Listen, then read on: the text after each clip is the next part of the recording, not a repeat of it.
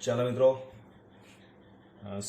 આપણે સુધી બે પ્રકારના કેપેસિટર આપણે જોઈએ છે, જેમાં તમને એવું પણ આપેલો એક તમારો 2 માર્ક્સમાં ક્વેશ્ચન પણ સરસ બને છે કે ભાઈ સમાંતર પ્લેટ કેપેસિટર હોય એના કેપેસિટન્સનું સૂત્ર તારવો.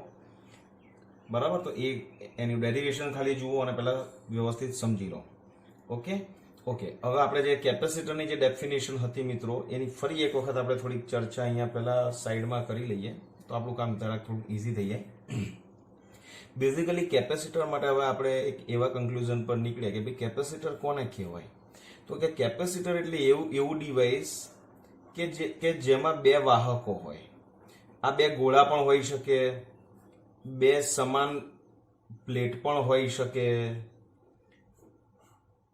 બે આવા સળિયા પણ હોઈ શકે. બરાબર, તો બે સુવાહકોથી બનતું તંત્ર યાદચ્છિક કરવું એવું નહીં, ઈચ્છા નહીં, બંને હા નો ડાઉટ બંનેના ડાયમેન્શન્સ જે કંઈ પણ હોય એ બંને સેમ રહેવા જોઈએ. એટલે યાદચ્છિક આકારના બે સુવાહકોથી બનતું જે તંત્ર હોય એ તંત્રને આપણે સિમ્પલ કેપેસિટર આપણે કહીએ છીએ. રાઈટ, તો આના નામની અંદર જે કેપેસિટર બનાવ્યું છે એ સમાંતર પ્લેટ કેપેસિટર બનાવ્યું છે.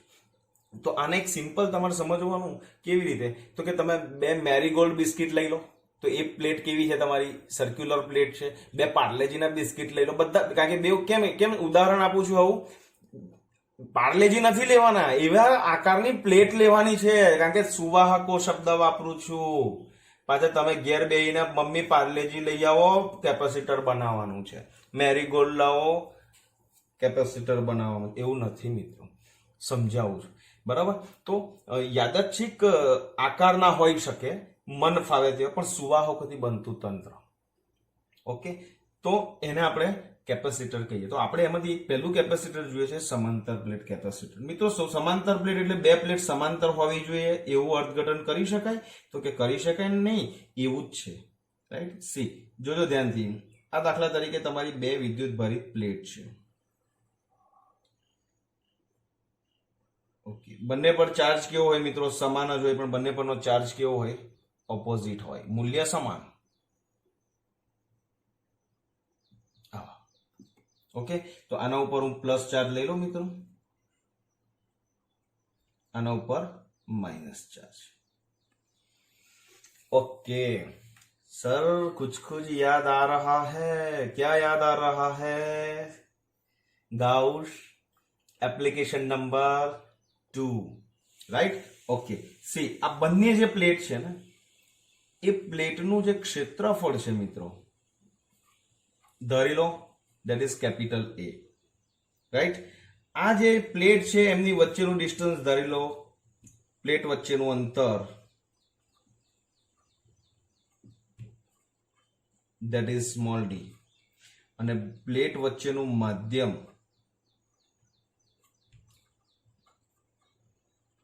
હવા લઈ લો, શૂન્યાવકાશ લઈ લો, તો એની પરમિટિવિટી આવશે તમારી એપ્સાઇલોન 0, રાઈટ. આની વચ્ચે હવા છે. ચાલો, શું થશે? યાદ આવે છે? કશું યાદ આવી રહ્યું છે? ઓકે, આ કેપેસિટરની પ્લેટ જેનું ક્ષેત્રફળ એ છે, આના ઉપર દાખલા તરીકે પ્લસ ક્યુ ચાર્જ છે, આના ઉપર માઇનસ ક્યુ ચાર્જ છે, રાઈટ. તો આ પ્લેટ ઉપર આ પ્લેટ એ છે, આ પ્લેટ બી છે, તો એ પ્લેટ પર વિદ્યુત ભારની પૃષ્ઠ ઘનતા કેટલી થાય? યાદ, તો sigma is equal to Q divided by A. તો આના ઉપર જેટલી પ્લસ સિગ્મા હોય, આના ઉપર જ એટલી માઇનસ સિગ્મા હોય. કેમ? કારણ કે ચાર્જનું મૂલ્ય એઝ ઇટ ઇઝ છે, ખાલી ચાર્જનો પ્રકાર બદલાય છે. તો આના ઉપર પ્લસ એકમ ક્ષેત્રફળ દીઠ વિદ્યુતભારની પૃષ્ઠ ઘનતા પ્લસ સિગ્મા, તો આના ઉપર માઇનસ સિગ્મા. ઓકે, એક આ કન્ડિશન્સ ખાસ ધ્યાનમાં રાખવાની છે કે ડી સ્ક્વેર છે ને that is double less than A હોય મિત્રો. બે પ્લેટ વચ્ચેનું ડિસ્ટન્સ અતિ સૂક્ષ્મ હોય કમ્પેર ટુ આ પ્લેટના ક્ષેત્રફળ, અને જ્યારે આ પ્લેટના ક્ષેત્રફળથી અતિ સૂક્ષ્મ હોય તો એની આસપાસ જે વિદ્યુત ક્ષેત્ર છે જે જનરેટ થાય એ આપણે અનંત લંબાઈના પૃષ્ઠને કારણે જનરેટ થતા વિદ્યુત ક્ષેત્રની નજીકનું જ હોય. તો યાદ આવે છે, આ પ્લેટને કારણે વિદ્યુત ક્ષેત્ર કેટલું મળે? તો તો કે આના કારણે જનરેટ થતું વિદ્યુત ક્ષેત્ર is equal to sigma by twice epsilon 0. આનું પણ minus sigma by twice epsilon 0. Okay fine, yes exactly, તમે સમજી ગયા. સી આ બહારનો વિસ્તાર, આ બહારનો વિસ્તાર ને અંદરનો વિસ્તાર. તો અહીંયા બહાર અને અંદર પરિણામી વિદ્યુત ક્ષેત્ર કેટલું થશે એ પણ તમને ક્લિયર થઈ ગયું, રાઈટ? તો અહીંયા લખી દઉં કે તમને અહીંયા આપણે આવી ચર્ચા કરીએ તો એ વ્યાજબી જ છે કે સિમ્પલ એક વસ્તુ આપણે એવું લખી શકીએ છીએ અહીંયા આગળ, શું કે પ્લેટની બંને બહારની બાજુએ વિદ્યુત ક્ષેત્ર ઇઝ ઇક્વલ ટુ કેટલું થશે? Sigma by twice epsilon 0 minus sigma by twice epsilon 0 is equal to 0 થાય. આટલું લખી દેવાનું, બહુ ડિટેલ નહીં લખવાની. આ કેવી રીતે આવ્યું 0 એ ખબર પડી ગઈ તમને? તમે શોધેલું છે, યાદ છે ને? અહીંયા એક પી લીધું હતું આપણે, અહીંયા ક્યુ લીધું હતું, અહીંયા એક આર બિંદુ લીધું હતું. પી ક્યુ આર ને ત્રણ બિંદુ પાસે ક્ષેત્ર શોધેલા તો પી ને આર પાસે 0 થતું હતું. ઓકે, હવે અંદરના બિંદુ પાસે મિત્રો, અંદરના બિંદુ પાસે વિદ્યુત ક્ષેત્ર કેટલું થતું હતું? તો કે એ is equal to sigma by twice epsilon 0 plus sigma by twice epsilon 0 અને is equal to sigma by epsilon 0. Equation number, give this equation is number 1, this is your equation number 2. બોલો કઈ ડાઉટ? તો આ જે વિદ્યુત ક્ષેત્ર E જે છે, સિગ્માની વેલ્યુ અહીંયા રિપ્લેસ કરું તો that is Q divided by A epsilon 0. Equation number 3. Why? Because સમીકરણ 1 ની કિંમત 2 માં મૂકતા, રાઈટ? ઓકે, કઈ ડાઉટ મિત્રો? અહીં સુધી નથી. ઓકે, પાર્ટીશન એટલા માટે કરું છું, હું કેવી રીતે લખું છું એ તમે જોતા જજો અને એ પ્રમાણે તમારે એના સ્ટેપ પણ લખી દેવાના. ઓકે, અહીં સુધી બધાને ક્લિયર? ઓકે, હવે એવું કહી શકાય કે આના પર ચાર્જ પ્લસ ક્યુ હોય તો આનું પોટેન્શિયલ કેટલું થાય? આ પ્લસ ક્યુ ના કારણે પોટેન્શિયલ કેટલું થાય? કે ક્યુ બાય આર ઓર કે ક્યુ બાય ઇક્વેશન તમને ખબર છે કેટલું છે. તો આનું પણ કંઈક પોટેન્શિયલ છે, આનું પણ કંઈક પોટેન્શિયલ છે. તો આ બંને પ્લેટ છે એ બંનેને કારણે જે પોટેન્શિયલ ડિફરન્સ ડેવલપ થાય છે, બરોબર? તો વિદ્યુત, ઓકે, આ બેની વચ્ચેનું વિદ્યુત ક્ષેત્ર કેવું આવશે? સમાન કે અસમાન? તો કે બે વચ્ચે સમાન વિદ્યુત ક્ષેત્ર આવશે. એટલે અંદરના બિંદુ પાસે વિદ્યુત ક્ષેત્ર જે છે ને એની જગ્યાએ આપણે અહીંયા એક શબ્દ એડ કરી આપું છું, એ તમે લખજો, સમાન વિદ્યુત ક્ષેત્ર, રાઈટ? સમાન વિદ્યુત ક્ષેત્ર. તો યાદ રાખજો, સમાન વિદ્યુત ક્ષેત્ર હોય ને મિત્રો, સમાન વિદ્યુત ક્ષેત્ર માટે વિદ્યુત સ્થિતિમાનનો તફાવત કેટલો હોય? એ તફાવત જે છે ને એ યાદ રાખજો. એ V ઇઝ ઇક્વલ ટુ લાગુ પડેલું વિદ્યુત ક્ષેત્ર ઉત્પન્ન થતું વિદ્યુત ક્ષેત્ર E અને બે પ્લેટ વચ્ચેનું distance, that is D, right? So what is our V?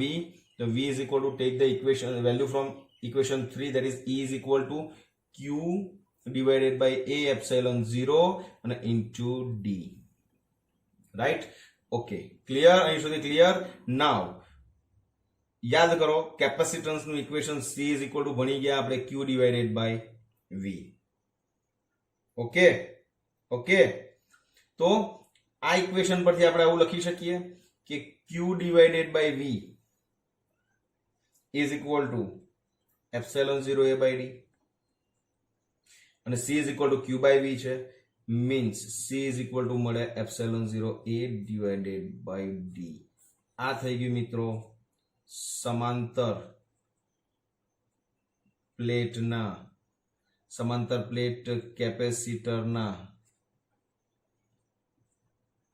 Capacitance નું સૂત્ર છે. ઓકે, અહીંયા સુધી તમારા આ ઇક્વેશન તારવવાનું તમને લોકોને મિત્રો પૂછાય, બરાબર? હવે તમને પાછું યાદ કરાવી દઉં, કેપેસિટન્સ શેની પર આધારિત હતું? શેની પર આધારિત છે? સી શેના પર આધારિત છે? સી જે છે પરિમાણ અને બે પ્લેટ વચ્ચેનું માધ્યમ. યાદ આવે છે ને? ઓકે, તો પરિમાણ આવી ગયા, જોઈ લો. પ્લેટના પરિમાણ, ધેટ ઇઝ A એટલે પ્લેટનું ક્ષેત્રફળ, પરિમાણ થયા. બે પ્લેટ વચ્ચેનું ડિસ્ટન્સ એટલે પરિમાણ થયા. અને એપ્સિલોન 0 તો મીડિયમનો ગુણધર્મ છે, માધ્યમનો જ ગુણધર્મ છે. તો અહીંયા શૂન્યાવકાશ એટલે એપ્સિલોન 0 આવ્યું. સમજ્યા? હા, આની વચ્ચે અહીંયા કોઈ બીજો ડાઇલેક્ટ્રિક પદાર્થ, સપોઝ અહીંયા આગળ ઓઇલ હોય યા અહીંયા આગળ કોઈ વેક્સ હોય, તો ત્યાં આગળ માધ્યમ બદલાઈ જાય તો માધ્યમની પરમિટિવિટી પણ બદલાઈ જાય, તો એ વખતે તમારે શું કરવાનું? એપ્સિલોન લેવાનું. સી, અહીંયા શૂન્યાવકાશ હોય ત્યારે એપ્સિલોન 0, પણ બીજું કોઈ માધ્યમ હોય તો એપ્સિલોન. ઓકે, જોઈએ છે તો કેપેસિટન્સમાં શું ચેન્જીસ થાય છે તે.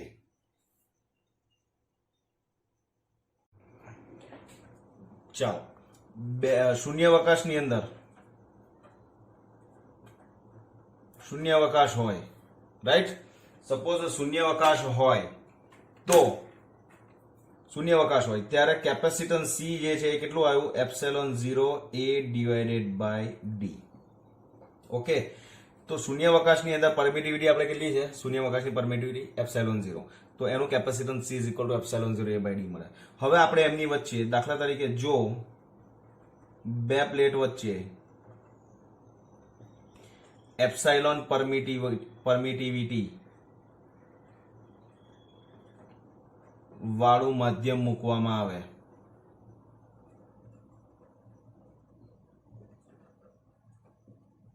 તો કેપેસિટન્સ એઝ ઇટ ઇઝ રહે કે બદલાય મિત્રો? તો કેપેસિટન્સ સી ડેશ થાય. ધારો કે તો C dash is equal two equation શું આવશે આપણું? Epsilon a divided by d. This is one equation number 2. જોજો ધ્યાનથી. Okay, now what is c dash? તો એપ્સિલોન a by d. હવે c dash divided by c કરું છું, ધ્યાન આપજો. તો મને એપ્સિલોન by એપ્સિલોન 0 મળે કે ના મળે? વિચારીને કહેજો. રાઈટ? ક્લિયર? તો c dash જે છે is equal to epsilon by epsilon 0 into આવશે c. Okay, now epsilon by epsilon 0 એનો મતલબ એ કે માધ્યમની પરમિટિવિટી છેદમાં શૂન્યાવકાશની પરમિટિવિટી. ઓ સર, આને તો ડાઇલેક્ટ્રિક અચળાંક કહેવાય. સમજ્યા? Okay, get it? Okay, that is capital A, epsilon by epsilon 0, અથવા તો એને રિલેટિવ, એને સાપેક્ષ પરમિટિવિટી પણ મિત્રો કહીએ છે. ચેપ્ટર 1 ની અંદર તમે લોકો ભણી ગયા. ઓકે, તો નાવ શું થાય છે જુઓ, c dash is equal to k into c. બહુ જ અગત્યનું ઇક્વેશન મિત્રો, બહુ જ અગત્યનું equation. c is equal to k into c. આનો મતલબ જ તમારે મેઇન છે કે જ્યારે કોઈ પણ બે પ્લેટ વચ્ચેનું કેપેસિટન્સ સી હોય, જ્યારે એની વચ્ચે શૂન્યાવકાશ હોય ત્યારે કેપેસિટન્સ સી હોય, પણ જો એની વચ્ચે કે જેટલો ડાઇલેક્ટ્રિક અચળાંક ધરાવતું માધ્યમ મૂકવામાં આવે તો સમજી લેવાનું કે એનું કેપેસિટન્સ મિત્રો કે ગણું થઈ જાય. સમજ્યા? ક્લિયર થાય છે ને? કેપેસિટન્સ કેટલું થઈ જાય? k into c, કે ગણું થઈ જાય. હવે તમે એ બી યાદ કરો કે ડાઇલેક્ટ્રિક પદાર્થો માટે, એટલે કે ડાઇલેક્ટ્રિક પદાર્થો સામાન્ય રીતે કયા પદાર્થો છે? અવાહક છે. તો અવાહક પદાર્થો માટે k ની વેલ્યુ તમને મેં કહી દીધું છે, ધેટ ઇઝ ગ્રેટર ધેન 1 જ હોય. Right? k is greater than 1, and if k is greater than 1 તો સમજો કે કેપેસિટરની બે પ્લેટ વચ્ચે કોઈ પણ ડાઇલેક્ટ્રિક મૂકો એટલે કેપેસિટન્સ વધે જ, ઘટવાનો પ્રશ્ન જ નથી. કેમ? કારણ કે ડાઇલેક્ટ્રિક એ અવાહક છે ને અવાહકો માટે k ની વેલ્યુ 1 કરતા વધારે જ હોય, તો કેપેસિટન્સ તમારું વધે જ, ઘટે નહીં. એટલે આ તમારું કી સેન્ટેન્સ છે, યાદ રાખજો. જો કેપેસિટરની, આના પછી કન્ક્લુઝન, કેપેસિટર તમને એક બહુ વસ્તુ, ઓકે હું લખતા પહેલા તમને એક વસ્તુ, તમને એવું નહીં થતું કે આ જે સ્કેચ પેન છે લાલ કલરની છે ને અંદરથી આવી રહ્યો છે બ્લુ કલર? જાદુ હે નશા હે, કેપેસિટર છે ભાઈ, બધું જ થાય. રાઈટ? ચલો સેન્ટેન્સ લખું છું. કેપેસિટર જે છે એની અંદર કે જેટલો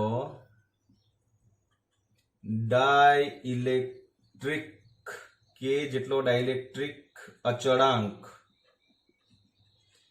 ધરાવતું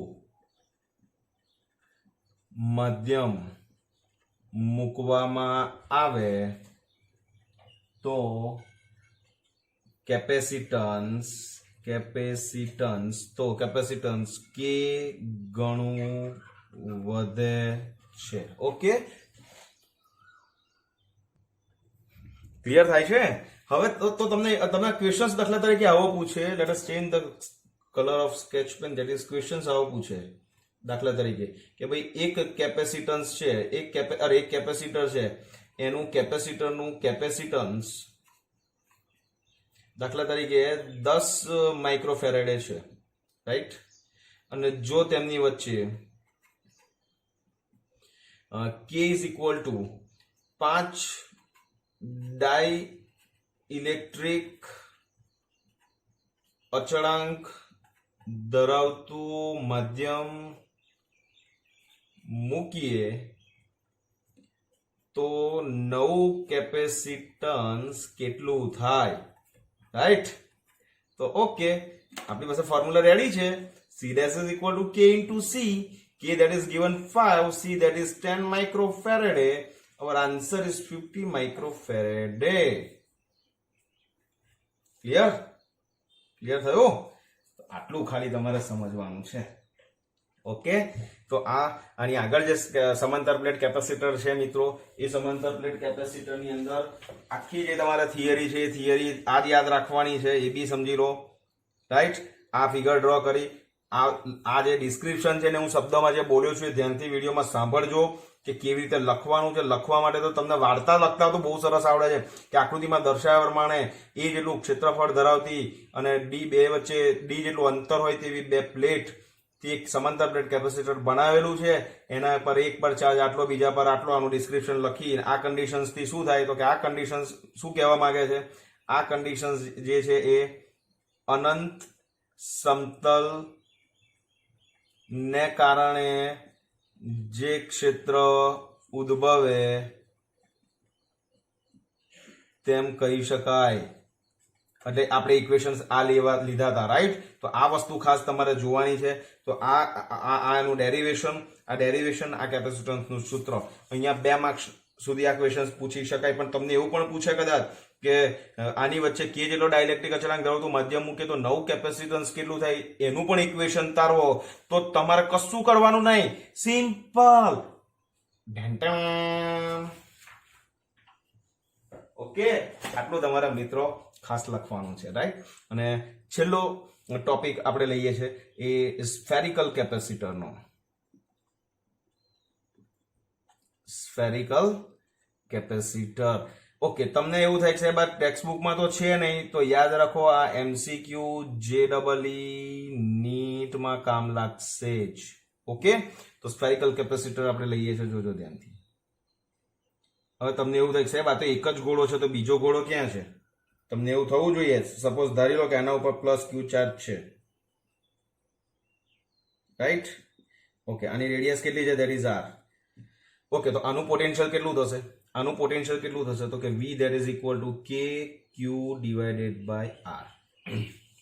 ઓકે, આપણે આનું કેપેસિટન્સ શોધવું છે, તો આપણે આનું પોટેન્શિયલ છે, આ એકચ્યુઅલી આ ચાર્જ છે, સ્ફેરિકલ છે, તો આ બધો વિદ્યુતભાર અહીંયા સેન્ટર પર સંકેન્દ્રિત થયેલો વિચારીએ તો આને કારણે ઉત્પન્ન થતું વિદ્યુત સ્થિતિમાન જે છે KQ by R આપણને આટલું તો આપણને ખબર છે. હવે સાહેબ આને કેપેસિટર કેમ કહેવાય? બીજી પ્લેટ તો છે નહીં, બીજી એની બાજુમાં ગોળ પ્લેટ કે બીજો સ્ફિયર તો છે નહીં. બીજો સ્ફિયર છે મિત્રો અનંત અંતરે, રાઈટ. તો આ જે પોટેન્શિયલ એ V છે, અનંત અંતરે પોટેન્શિયલ V ડેશ કેટલું છે? V ડેશ એટ અનંત કેટલું છે? ઇટ્સ 0. આ તમને લોકોને ખબર છે. તો પોટેન્શિયલ ડિફરન્સ કેટલો થાય મિત્રો? તો કે V minus V dash is equal two આ પોટેન્શિયલ ડિફરન્સ થયો. ક્લિયર? કઈ ડાઉટ છે અહીંયા આગળ? નથી? ક્લિયર? તો Q ડિવાઇડેડ બાય V કરો, તો Q ડિવાઇડેડ બાય V નીચે જાય તો R બાય K અહીંયા આવશે, right. What is Q by V? તો ધેટ ઇઝ C કેપેસિટન્સ. તો C is equal to R divided by K. Now what is K? That is 1 by 4 pi epsilon 0. તો અહીંયા 1 by મૂકીશું તો ઉપર જશે, તો C is equal to મળશે 4 pi epsilon 0 R. આ થઈ ગયું મિત્રો spherical capacitor ના capacitance ની equation, which is again and which is also depends on the dimensions of the sphere and the medium of a sphere. It is not depends on V and Q again, right? તો capacitor આઈગ્યુડાઇન બધા capacitor ગમે તે હોય મિત્રો, એનું capacitance જે છે એ તો ફિક્સ જ છે, ડાયમેન્શન્સ અને માધ્યમ પર ડિપેન્ડન્ટ છે, તો આમાં પણ આ જ વસ્તુ આવી ગઈ. ઓકે, તો તમને એવું પૂછે કે પૃથ્વી છે, ચલો પૃથ્વીનું કેપેસિટન્સ શોધો. ચલો ઇટ્સ યોર હોમવર્ક કરજો, રાઈટ? તો બધું કોન્સ્ટન્ટ છે મિત્રો, આર તમને ખબર છે યાર, 46400 km. Okay, convert it into the meter first of all. Epsilon 4πε0 that is value પણ તમારી ફિક્સ છે, તમને ખબર છે. તો આ પ્રકારે તમે કરી નાખો. ઓકે, તો આમાં ઇક્વેશન્સ કયું વાપરવાનું? તો તમે આ વાપરશો તો બી ચાલશે. c is equal to r by K, r ની વેલ્યુ આપી દીધી, અને k જે છે which is equal to 9 into 10⁹ SI. So use the equation c is equal to r by k or c is equal to 4πε0 r. મિત્રો capacitance મળી જશે, બરાબર? જે જવાબ બધા જે આવશે બધાનો સાચો જ આવશે, કારણ કે બહુ કેલ્ક્યુલેશન ટફ નથી. સમજ પડે છે ને? તો આટલું મિત્રો ખાસ તમે લોકો તૈયારી કરો, રાઈટ? ઓકે, આ પર્ટિક્યુલર જે છે હજુ પણ તમને કહી દઉં છું, બહુ ચિંતા ના કરશો. આ બુકની અંદર કદાચ તમને જોવા ના મળે તો એની જોવાની જરૂર બી નથી. JEE નીટમાં તમને આ કામ લાગવાનું છે. ઓકે, તો આ પણ જો આ બધા એક માર્ક્સના MCQ છે. ઓકે, મેથ ચેપ્ટર 1 ચલાવ્યું છે, તમને ખબર છે કે ચેપ્ટર 1 ની અંદર મેં આ બધી વેલ્યુ તમને આપી દીધી હતી કે શૂન્યાવકાશ માટે k ની વેલ્યુ હંમેશા 1 હોય, અવાહક માટે k ગ્રેટર ધેન 1 હોય, અને ધાતુઓ માટે k જે છે that is equal two infinite. Okay, તો મળીએ. તો તમને એવું થાય સાહેબ હું અહીંયા ઇન્ફાઇનાઇટ લઈ લઉં, હું ધાતુ લઈ લઉં, ધાતુ બે વચ્ચે હું ધાતુ મૂકી દઉં, તો કેપેસિટન્સ જે છે એ ઇન્ફાઇનાઇટ ના થઈ જાય, હે ને? તો ઇન્ફાઇનાઇટ, તો તમે વિચારો ને કે કેપેસિટન્સ ઇન્ફાઇનાઇટ થાય તો એનો મતલબ કે સાહેબ એના પર જેટલો ચાર્જ નાખીએ એટલો લીધે જ રાખે ને, બરાબર છે? બટ એ પોસિબલ નથી. પણ જોઈએ છે આપણે કે ધાતુઓ મૂકીશું તો શું થાય છે, એ તમે એના MCQs અને નીટના ક્વેશ્ચન્સ JEE જોશો તો ખ્યાલ આવશે. ઓકે, તો મસ્ત લખી નાખો. મળીએ. Take care. જય શ્રી કૃષ્ણ.